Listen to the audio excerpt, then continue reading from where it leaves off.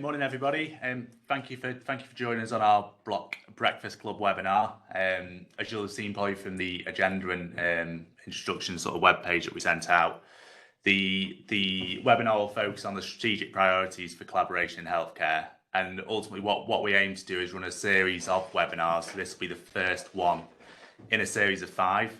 In this one, we'll do a level of introductions, go through the strategic pillars and what we see the focus of collaboration services over the next 12 to 24 months. And then we'll start to do a bit of a deeper dive into cloud collaboration services. We've got a Q&A panel open in the WebEx event. So if you do have any questions, feel free to drop them in throughout. We'll try and answer them as we go along at relevant points, but if there's any that we've missed, we'll either follow up at the end or we'll follow up after the webinar. So today you've got myself, who'll be one of the presenters. So I'm the workplace practice lead, ultimately responsible for developing the services within Workspace and for the successful delivery of them to our clients. I'm joined by Kev Richardson, who's our solutions consultant in collaboration, who works alongside me and works along our science clients to scope out the services and the required outcomes.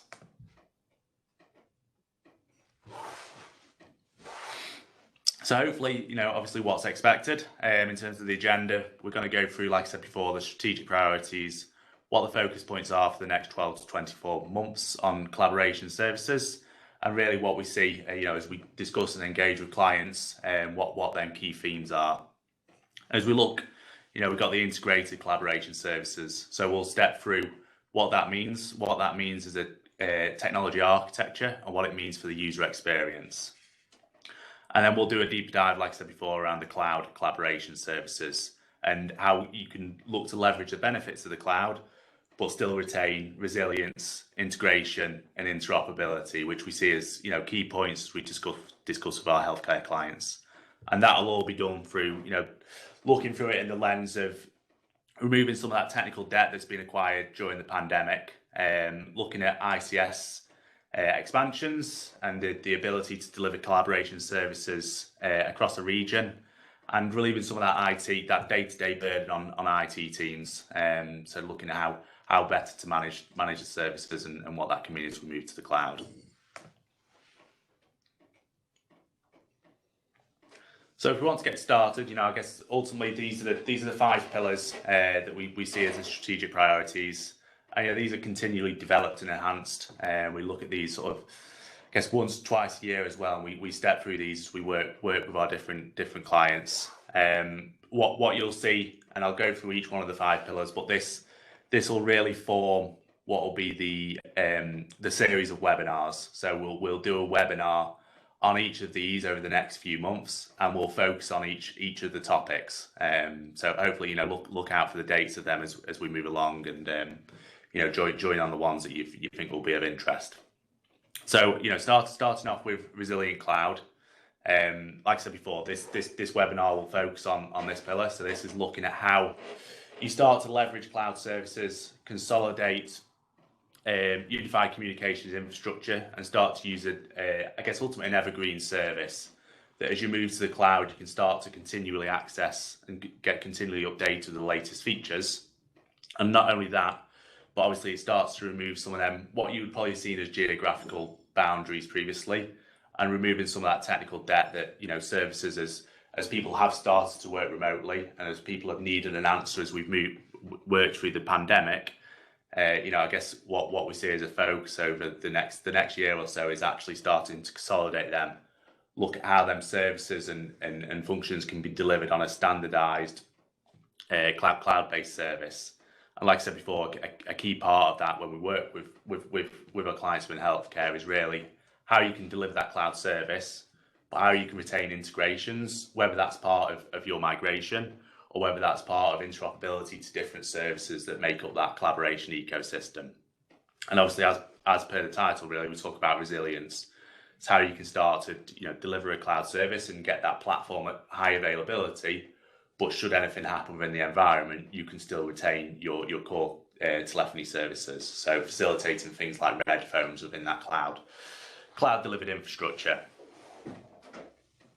We've got patient journey as a secondary pillar. So I guess where we've traditionally talked to our clients about contact center services, we see that conversation evolving and changing really to, I guess, look at the growing demands of people wanting a choice of how and when they communicate with healthcare organisations. So where traditionally it was about contact centre, we start to talk about digital journeys and the patient digital journey, and really how them services can integrate into key business systems, how they can integrate to bring, I guess, contextual information into that patient journey. So if a patient calls up or goes on a chat bot, or leverages other methods of communication, it brings in a level of information, so it knows who that person is, what they could potentially be wanting from that interaction, and then bring in automation to that service. So whether that be, you know, appointment bookings and other services that the patient may want to achieve, and that's, like I said before, that's done through leveraging new contact center services and leveraging what can be done through integrations into business systems such as, you know, EPR services, so whether that be Cerner, Epic, you know, and other EPR platforms. Delivering at pace and scale. So what we see is, obviously, one, from moving to cloud services is the ability to move quicker, and, you know, I guess that supports the demands, both the unexpected demands and the expected demands. So when you consider you know, things like the pandemic, there's been a natural pivot to people being able to and want to move quickly with their technology services and react at pace. And then, you know, there's things that happen that, you know, we expect, and we see that the transition to, you know, the integrated care services, and really the collaboration services then need to enable that to happen, and need to be enabled so that people can work from any location, and the services can quickly scale out across the region. We talk about hybrid work and mobility. So as I mentioned previously, people wanting and needing to be able to work from any location, but really that comes with a couple of points. So, you know, that needs to be done without compromise on experience, without compromise on security. And, you know, it needs to be seamless for people. So whether they're working at home, whether they're working in a central location, whether they're working at a different site, that experience has always got to be consistent. And, you know, what we see is prevalent within, obviously, healthcare organisations through the M365 licensing is that integration to Microsoft Teams as well. So people get a central collaboration application of choice. And then moving finally across to future services. So we see that, you know, as you look to leverage all the services from the different pillars across to the left, as you look to scale out and use cloud services, what can be done through artificial intelligence, data, and the integrations, and the ability to standardize and automate the services can completely transform how IT teams work. So, you know, what we look to do is remove that operational burden from the teams.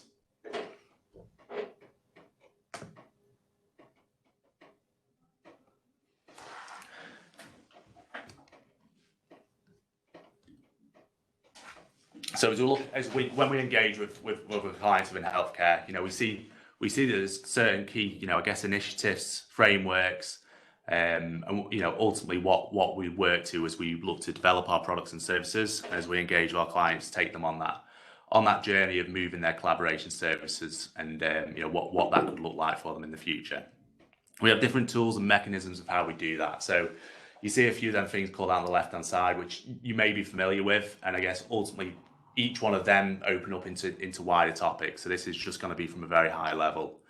You know, when we do look to, you know, like I say, develop our products and services and engage with our clients, we have our consulting offering within Block, so we can work with clients and go on that infram journey. So it's a framework set out by HIMSS, and it measures the infrastructure maturity. And ultimately what we do from that is we can come in and do the assessments, look at collaboration services and the wider technology services within the trust, provide a measurement of what the infrastructure maturity is, and then look at what that roadmap can be. So really taking people along that journey. And as we go through what cloud collaboration can mean, we'll talk about some of them touch points, and then points that are reliant upon, you know, wider infrastructure, so network connectivity, being a key one within there, and obviously security. There's the NHS digital architecture principles that are set out as key guidelines to what I guess what ultimately the services can look like, and what you look to start to leverage. So there's things in there around cloud first, delivering services primarily internet first, delivering them through modern web browsers are all key points, and looking at services that can integrate together through open APIs. So there's architecture principles and the technology and services that you look to select. That they offer a guidelines as to what can they can be made up of. And then we've got what good looks like. So as organisations look about how they achieve the aspirations of integrated care services, this really sets out a framework for what the technology looks to align to. And we've got some of the key points that we really focus on as we develop our products, we engage with clients. So we've got the smart foundations, so looking at delivering from the cloud. We've got the safe practices, so making sure that as we deliver our services, they align to security best practices, so align to and evidence against DSPT, and align to ISO 27001. And obviously within that, we've got the clinical safety registers as well, clinical risk registers that we can support our clients with. Staff well-being, obviously that's a key focus as people start to work remotely and work in this hybrid world. Well-being is a key point. So how services and technology and collaboration can support people within their well-being, and leveraging data to be able to monitor and track that as well, so you don't lose sight of people. And finally, you've got that improved care. So where we talk about that patient journey, where we talk about supporting patients on that digital care pathways, we can look at how we can improve that care and how we can improve them interactions that patients have with healthcare organisations.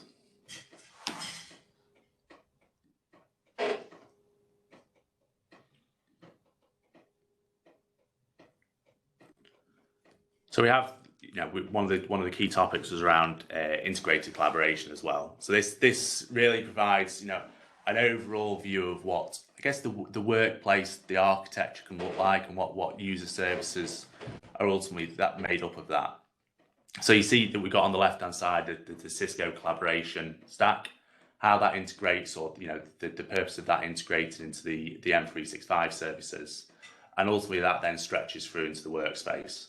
So what we see and what we've moved to at Block is I introduced myself before as the workplace practice lead, is really being able to look at and not sit in silos of what the user experience is, but be able to take that end-to-end user experience across, what people interact with from a collaboration point of view on a day-to-day basis, whether that be voice, switchboard, contact center, whether that be the desktop application services, whether that be meetings and messaging, and how that then stretches out into SharePoint and workspace services such as device management, the virtual desktops, so making sure collaboration applications are ready and optimized for virtual desktops. And then further extending that across to the right-hand side, you see the key integration points in there as well. So where we talk about intelligence, where we talk about innovation in the patient journey, and looking at that digital journey within contact centers, we can look at them key integration points. So I guess them integration points will ultimately make up a webinar in its own right as we look at that patient journey. We'll obviously step through what that can mean and how that helps automate and provide contextual information. So across the bottom, we've got I guess main points. We've got the resilience. So as we spoke about, we'll focus on some of the resilient aspects of how to deliver them collaboration services. What that means, we've got the red phone services above and switchboard and voice. So how we deliver them resilient services from the cloud. Talk about integration. So that integration, like I said before, can be into them key business systems. It can be across them workspace services. So we don't leave people on, I guess, islands of collaboration technology. So whether that be different services that make up the voice portfolio, bringing that into a consolidated stack, or whether that be people using Microsoft Teams as an application and having a voice and soft phone services completely separate, leveraging services such as cross-launch, so that the Microsoft Teams application can be the central point that users navigate to, and that's the central point that people collaborate from, whether that be, like I said before, messaging, meeting, and then voice services that have been brought in from the Cisco environment to deliver that enterprise telephony functionality. Talk about a single platform. And, we see this as a key point. As we talk about management of the services and different management domains, what we've got a key focus on is bringing all that together so that it can be delivered through a service portal, so that you can remove the complexities and that administration burden from what has been traditionally there from managing these services, and being able to leverage that and the standardization and automation that we spoke about before, so that if you are wanting to deliver day-to-day administration tasks, moves, adds and changes, new joiner requests, that can all be done through that service portal. And because you're running on a single platform that's integrated with the wider workplace services, that can all be done seamlessly across that environment. So really making it easy to manage and consistent and easy for people to use. And we talk about intelligence. So again, intelligence comes in different forms as you bring the collaboration services into the cloud. We spoke before about better data points and artificial intelligence. The data points can come from the services naturally themselves. So there's an overall, enhancements on the reporting capabilities within that environment, and that reporting capability from the collaboration services. So looking at simple things about device registration, calls that are being made, the quality of them calls and the quality of them services, which previously, there's a level of unknown in them services. You run it in traditional ways. There's a lot more data points within there. And as we look at them integrations and look at the integrations to key business systems, obviously that brings out that contextual information and brings it into the communication flows. I guess ultimately, if we step across that, so if we step across the resilience, we step across the integrated workplace, that single platform, the intelligence and integrations, we believe that if you do this right, and you set out the services in the right way, then it ultimately provides a platform for innovation. So really, I guess what we do, what we see and what we do a lot of reading about now, and the trends that are coming out, is really opening up, call it a digital toolbox, but opening up so that users themselves can leverage these services, look at how they automate. There's key trends around low code and no code applications, but really opening up a platform that can support people to be innovative, can grow and can scale, and can work at, can grow at pace and be agile. Guess if you want to move on to the next slide, Kevin, then we can start to drop down into some of the resilient services. Yeah, no problem. Good morning, everyone. Hope you're all well. Just before I kind of move into the kind of technology and resiliency pieces, just back on this slide, this is the foundation for everything we're looking at in the future. Yeah? So we've looked at this very, very high level kind of service components and what integrated collaboration architecture means. So I'll be taking that resiliency piece, as Sean said. The rest of our series of webinars will cover each of those points along the bottom. But yeah, I think it's just important to call out, this is where we started. Yeah, we looked at each component, the workplace, the integration points, how Microsoft has had kind of an effect on the way collaboration's going, and everything we've done kind of follows on from this kind of diagram we put together right at the beginning of this process.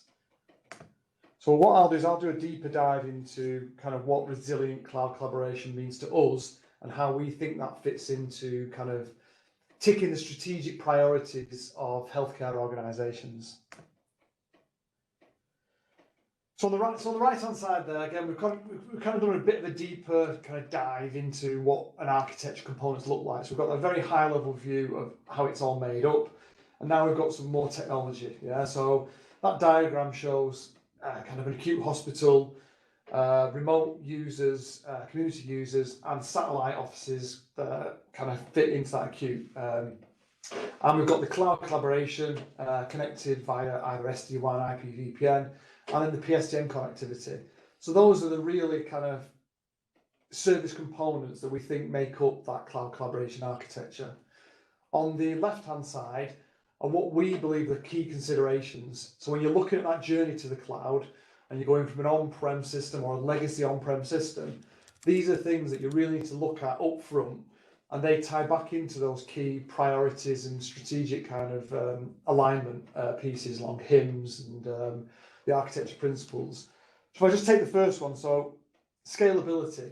So Sean mentioned earlier on there this growth into the ICS and a service that needs to be able to scale out, it needs to be able to grow, and it needs to be able to grow easily. So cloud collaboration services obviously give you that ability to scale. That's what they're there for. But you also need something that, from a PSTN point of view, can also scale. Each individual kind of trust or architecture will have its own unique points. But ultimately, what we look at there is it needs to be scalable. It needs to address the needs of an ICS, and we work on providing that scalable kind of collaboration architecture. I guess just on that point of scalability, Kev, I don't know if I guess you mentioned about the PSTN connectivity models. Yes. So I guess whether you want to just talk us through that sort of theory of the models, and I guess we see in that acute hospital that we've got the SBC routers and session border controllers, and I guess what the considerations are behind that. So again, PSTN. So you've got your core collaboration services need to be scalable. We understand that there needs to be growth within there. But PSTN service is the cornerstone. Yeah. So you've got your patients calling in. You need to be able to contact other sites, community.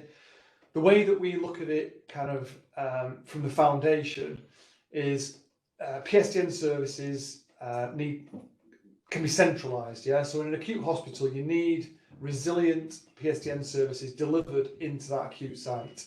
But then you might have kind of community sites that also need a resilient PSTN connectivity. So I think the really key point is any kind of PSTN service that we would look at delivering is completely flexible. So it can be delivered into the acute, which it will be, and it'll be centralised into the acute, but it can also be delivered to community sites, depending on the size and scale, and we can also give it fully resilient between different acute hospitals.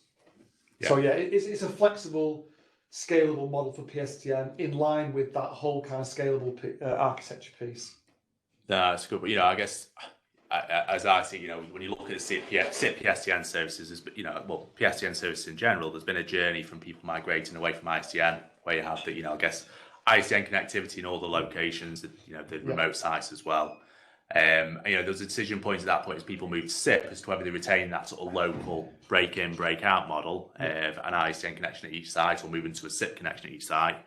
So then being able to do that, I guess centrally, and then what that means about the network connectivity between the different sites when you move to a central PSTN service. And there's then the kind of that next iteration as you move to the cloud. You can explore whether you want cloud connected PSTN. But I guess ultimately what we see within this resilience piece, and the key points is actually being able to still retain that resilience for them, that red phone services within that central sort of single platform. So there's decision points there. When we engage with clients, like you say, we work through what them options are, whether individual links to each site's the right decision, whether that scalable model to a central point, or whether people want to start to look at how they transition to cloud delivered PSTN. But obviously there's a trade-off there around the resilience pieces. Yeah, you touched on it there really. So, and it kind of dovetails nicely into kind of intelligent network connectivity. If I just take an example of a relatively large kind of satellite or community site, if they've got dual links into the acute site and only the capability of having a single kind of internet for whatever cost, scalability, whatever that is, it probably makes sense there to route your PSTN traffic through those resilient pipes. Yeah, so you retain that resiliency. So I talked then a little bit about kind of intelligent network connectivity. This all kind of comes together. Yeah, so when you're looking at cloud collaboration, you need to have that full kind of stack observability. You need to understand where your traffic's flowing. So as part of our engagement with clients and acute trust, healthcare clients, we need to make sure that the infrastructure is collaboration ready, and specifically cloud collaboration ready. Yeah. So as your media, potentially part of your media and your signaling traffic traverses into the cloud, With an on-prem system now, you have full observability. Yeah, so you understand where the traffic's going. You can track that traffic through on-prem applications. As soon as it gets to that kind of edge, there's a potential for you to lose visibility of that traffic.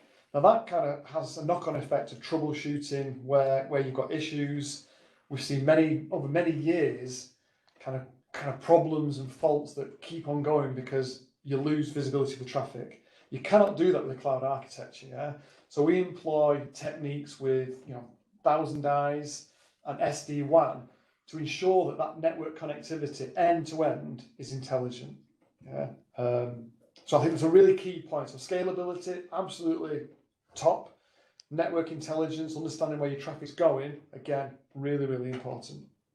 Yeah, it's just, I guess there's different points in there as well. You talk about that troubleshooting piece, ultimately that having the right tools to be able to do them troubleshooting as you move to cloud delivered services. Absolutely. And that, that's ultimately not just collaboration, is it? As you move, if you look at your Office 365 services, if you look to move to virtual desktops, if you're looking at services in the cloud in AWS or Azure, you need to have that ability to track down, where there potentially are issues within that connectivity. And we mentioned 1,000 eyes there as one of the tools to be able to support with that troubleshooting, and obviously SD-WAN to be able to provide you with that visibility. So I guess it's a key point into it when we work through this, when we look at it.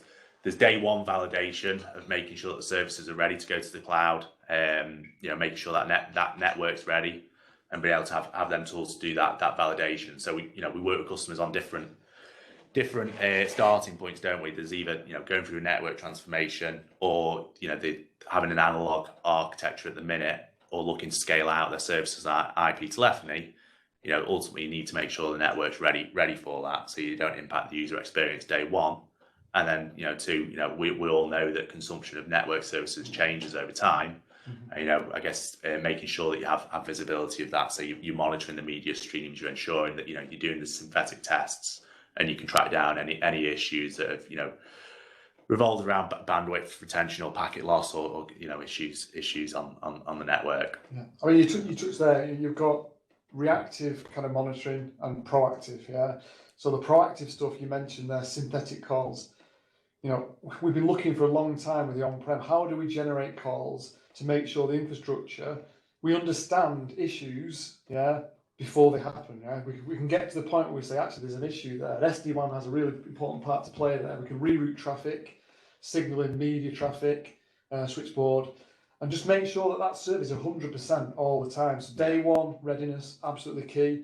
Day 2, 3, 4, we understand, and we can actually guarantee that service is healthcare ready. Yeah, no, that's a good point. I guess do you want to move on to Microsoft integration and just go through what we mean by that and what that can enable? Yeah, certainly. So we've got so the audience today absolutely will be kind of MS Teams users. We understand the mass adoption of Microsoft Teams over the last 2 years due to the pandemic and the N365 offering. And it's been great. So for years and years, there's been kind of standard dial tone telephony, and lots of organisations have tried to kind of move that to the next step, which is soft clients and collaboration across the board. And this Microsoft Teams is now there, yeah. So people are using it, and people enjoy using it, yeah. And that's a really good thing. There's challenges with kind of that move to Microsoft Teams, yeah. So the challenge really is there's full mass adoption of a soft client, and you've also got legacy and IP telephony kind of separate. So you've got two kind of islands of technology that at the moment in some places are not joined together. So I think where we come from really is we understand that Microsoft Teams is the soft client of choice, yeah, and it works really well in the NHS. But there are kind of key challenges with making sure that the telephony aspect of Microsoft Teams is joined. Yeah, you've got an enterprise kind of PBX architecture that bolts onto Microsoft Teams and gives you that full kind of collaboration experience. So absolutely, the Cisco kind of integration there. You've got multiple options. You've got cross-launch. You can cross-launch the enterprise telephony application within Microsoft Teams seamlessly to give you that full enterprise PBX capabilities, features and functionality. You've also got direct routing, which is another way of doing it. We've also, in the background, you've got kind of CVI, which is, slightly different, but we've got the video integration points in there. So yeah, Microsoft, again, these aren't in any order at all, these key considerations, but it's up there, yeah, with healthcare. Yeah, no, it's a good point. I guess ultimately it all revolves around that user experience, doesn't Absolutely. it? So making sure, I guess one of the key points around any I guess user-facing feature is making sure that people adopt it and use it in the right way to get the most value out of it. And I guess what we've seen is that rapid adoption of Microsoft Teams, which has provided all them benefits. Yeah. And then being able to provide that, I guess what we're saying here is that seamless experience. So if you're using collaboration tools and collaboration services, that you obviously still require that enterprise functionality within, bringing them services into that Microsoft Teams client, so people aren't sat with a dial pad that doesn't go to anywhere. And I guess is that consistent experience, whether you're using a physical phone sat on a desk, whether you're using a wireless phone, whether you're using hunt groups and pickup groups that overlay it, and bringing that into the soft phone services within that Microsoft Teams application. And also mobile devices, yeah. So you embed the kind of Microsoft Teams. You've got full kind of enterprise PBX functionality on the move, yeah. And that kind of moves into kind of hybrid and agile working a little bit. But you make a really good point there. So what we noticed at the beginning, when Microsoft Teams was kind of rolled out and everyone was using it, there were some clinical challenges there, yeah. So if we think about crash numbers, so 2222. People were using the kind of Microsoft Teams client, and it gives you the dial pad, yeah.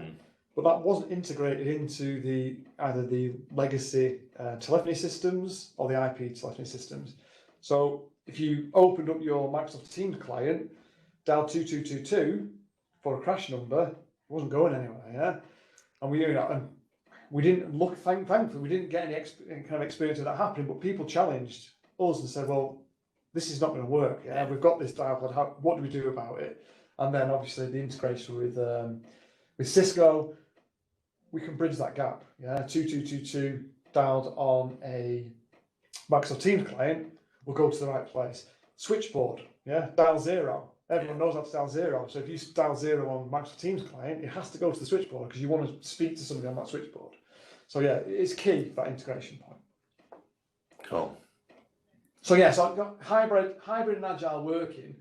Again, go back into over the last 2 years, but the way we work has changed. Yeah, so collaboration services, cloud collaboration services have to facilitate employees and employers providing multiple ways of working. Yeah, so the way we look at it, the way we talk about it is collaboration, kind of rich collaboration services on any device, anywhere.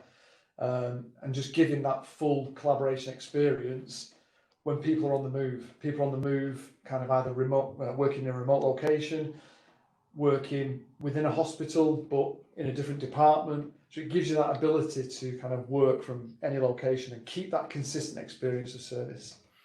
Yeah, the hybrid and agile working topics, I guess is a big topic. And when you look across, the whole workplace and look across collaboration, how people can work. We talked earlier about that sort of compromise on experience, about compromise on security. So there's a lot of considerations in that hybrid working. It's a key point that I guess vendors are looking at as well. So when you look at the Cisco pitch and when you look at obviously what Microsoft are doing, it's all around how you enable people to work, in the hybrid world that we have now, but also, I guess people supportive in that. So what well-being can mean and how we talked about well-being very, very briefly previously. But one of the webinars really goes into the detail and what we mean by this. So we'll go into a good level of detail there on a future webinar. Yeah. I guess we'll move on to business continuity, and I'll just cover off a few points on business continuity. I think what we're seeing, obviously our experience within healthcare, is that it's business continuity. And when you look at different cloud providers and services, people talk about it in the way that the cloud is always available. So you have high levels of availability there. And if you do have an issue, so whether that be network connectivity at your side, whether that be power outages, they reference the fact that you can just take staff, move them to a different location and work in that different location, which is absolutely possible and absolutely enabled by these services. But what we recognise in terms of the architecture and services that we develop within healthcare is it's not just about moving people.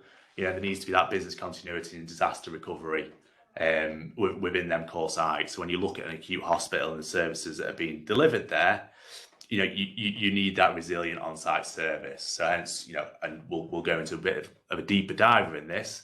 You know, we talk about that red phone deployment, integrations. We talk about, you know, them key considerations around the PSTN services, so that you truly build something that's resilient. You know, provides that business continuity, but it's absolutely ready for any disaster recovery scenario that you may be faced with.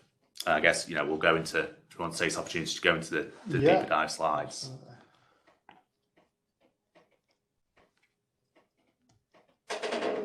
So, you know, so this whole webinar is about, you know, introducing the strategic priorities, how we see them, what we look at, how we do consulting and engage with clients.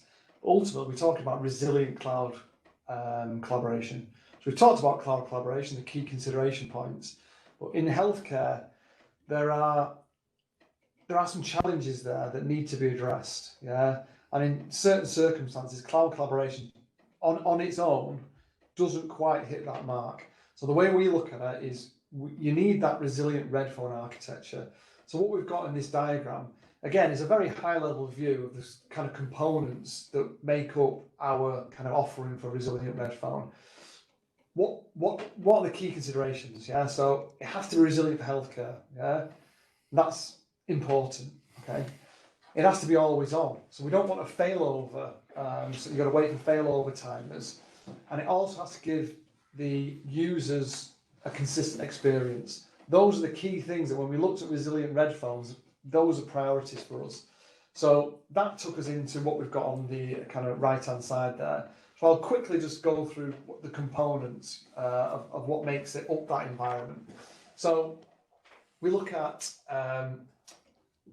in certain circumstances, leveraging the kind of investment, the kind of architecture that's already in place, so the analog kind of handsets. So most organisations, healthcare organisations, already have a resilient kind of analog red phone environment.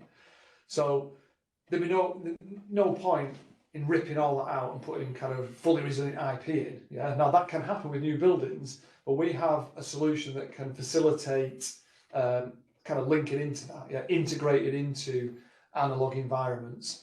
We have a local SBC with direct kind of breakout to the PSTN. Again, we have local call control. So if you lose cloud connectivity for signaling and some media, those devices on net can register with that local kind of call control. And again, then we've got the red phones. We also recommend having the switchboard as part of that environment, yeah, because the switchboard is kind of that touch point into the hospital. So if there is a disaster and kind of you lose connectivity, flooding, whatever that is, that switchboard will get a lot of calls. So that needs to stay up, yeah, and all that connects back into the environment. We've put 2 hospitals on there, but this can scale out, yeah. So the resilient red phone is scalable. You know, we've looked at multiple sites, and you've got multiple kind of resilient, high availability SBCs, high availability kind of call control that's all linked together through the network, and analog ports that, if needs be, are kind of resilient too. So that is the kind of the key overall view of the resilient red phone kind of setup.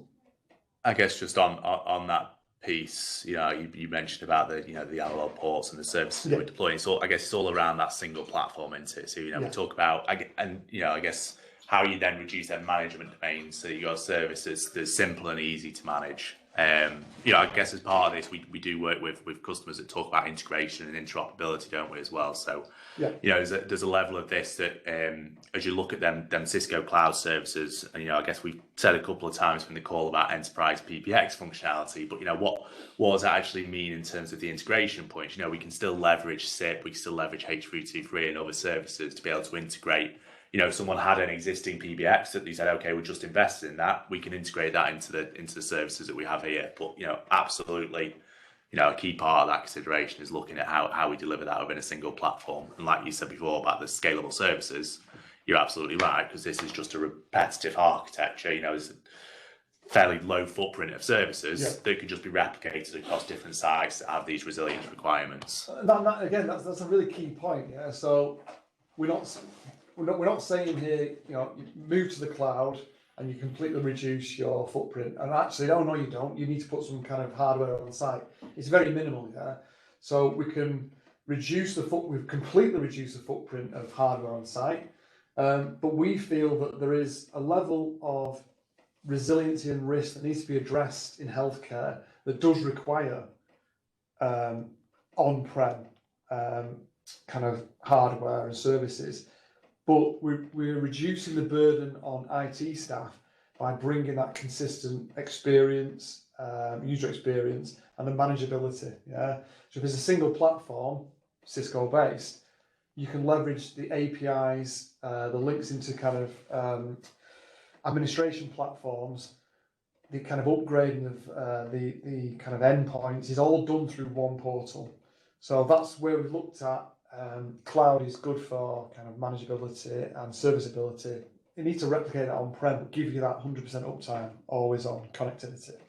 Yeah, and you could bring that environment. I guess traditionally you look at some of the red phone services that are out there that can be quite dated.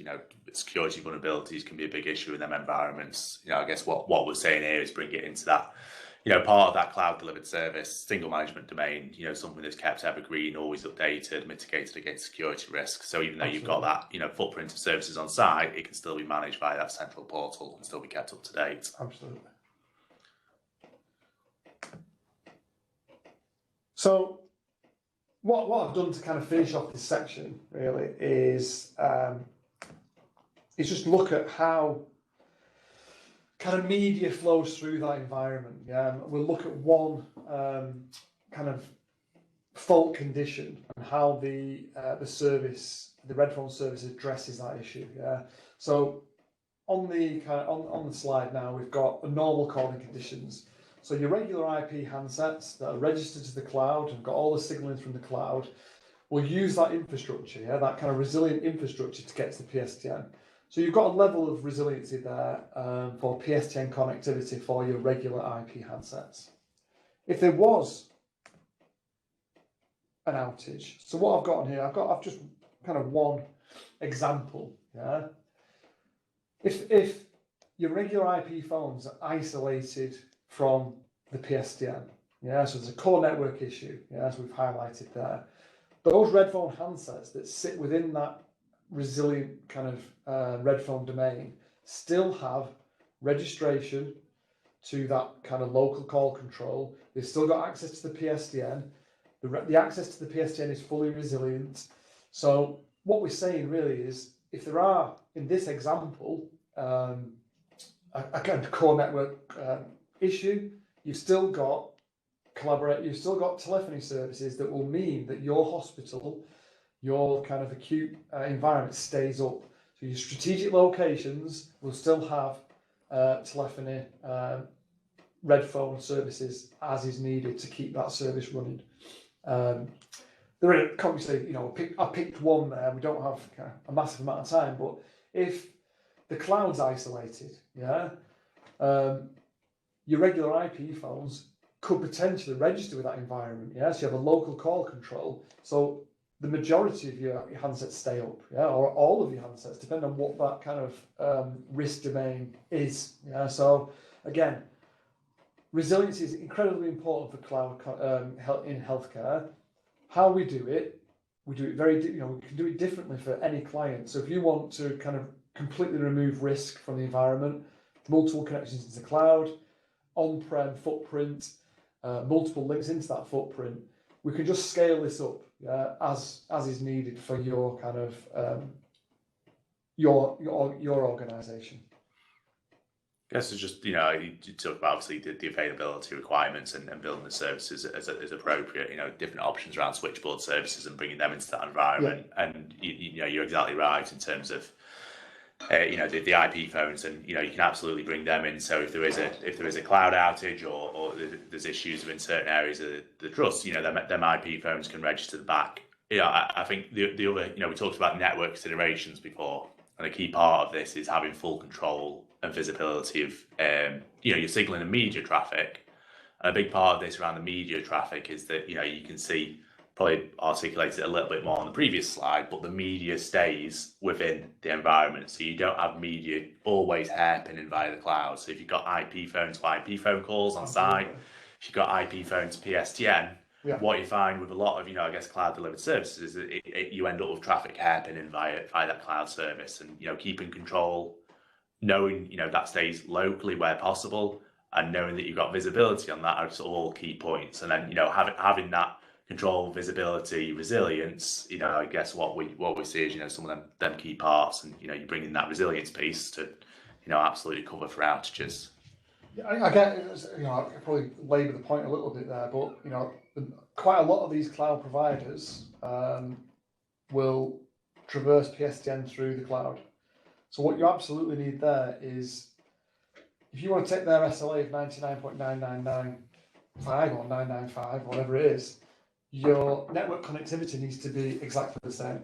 Yeah, so you need multiple links into the cloud, resilient network connectivity into the cloud. So you need to mirror, your network needs to mirror what that availability is in the cloud. Yeah. Perfect. Okay. I think just very briefly, quickly summarise before we kind of move into any questions that. So what we've talked about really today is strategic priorities for cloud collaboration. Cloud's here, yeah. So at some point along the next probably 5 years, there'll be a journey to the cloud. Some, if not all, of you on the call now are potentially starting that journey with Flex. Yeah, so Flex migrations allow that journey to the cloud. Yeah, so I think final for me really is, if you do have any kind of questions about stuff we talked about that you don't get to in this Q&A session, reach out to your kind of AD, and we'll get a session between either myself and Sean and your AD, and we'll go through the kind of finer details with you. Well, thank you very much. No, thank you, Kev. And I guess like we said before, there's a Q&A section on the WebEx event app. So if you do have any questions, then we'll give a couple of minutes just to go through them now.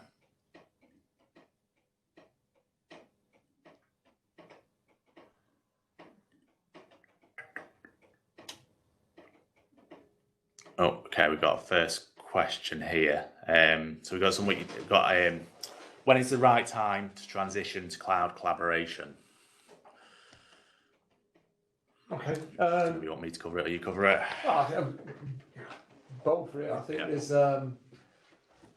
certainly there's a point where you kind of look at your licensing. Yeah. So at the point that you migrate to kind of flex licensing or subscription-based licensing, you can look at that now. You can migrate to the cloud. Yeah. You can mix and match.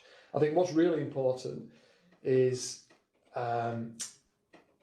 if you've got network transformations, yeah, and you are looking at cloud connectivity, getting in early to assess that collaboration readiness and making sure it's different for everybody. Yeah, there'll be different points along that journey, and it might be a phased migration. So you might kind of lift certain departments into the cloud. Yeah.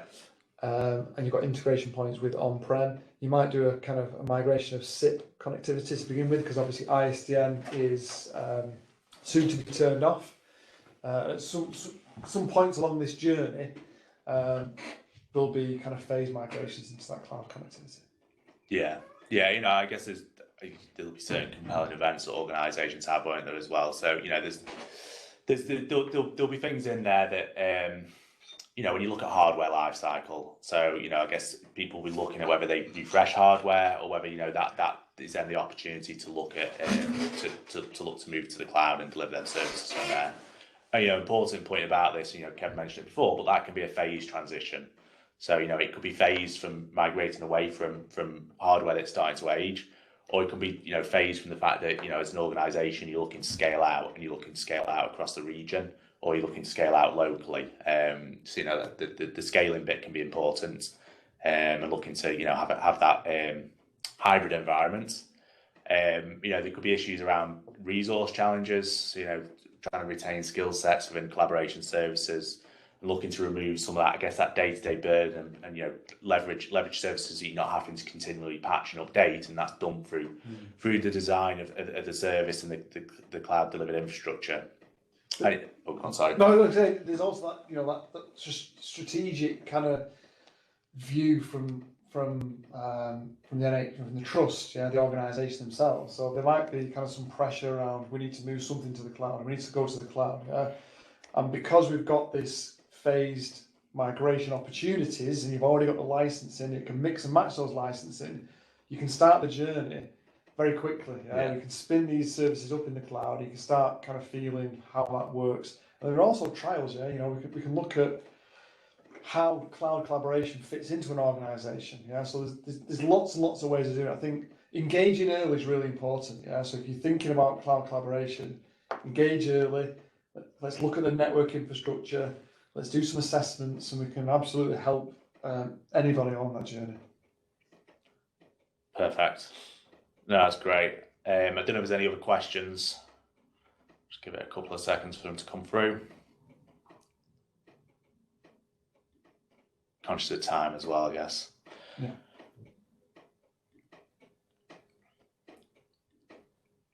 Okay. Sorry, we just got one through.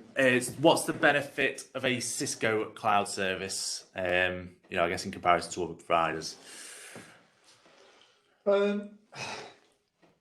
We've done some assessments. So we've not just kind of picked Cisco cloud.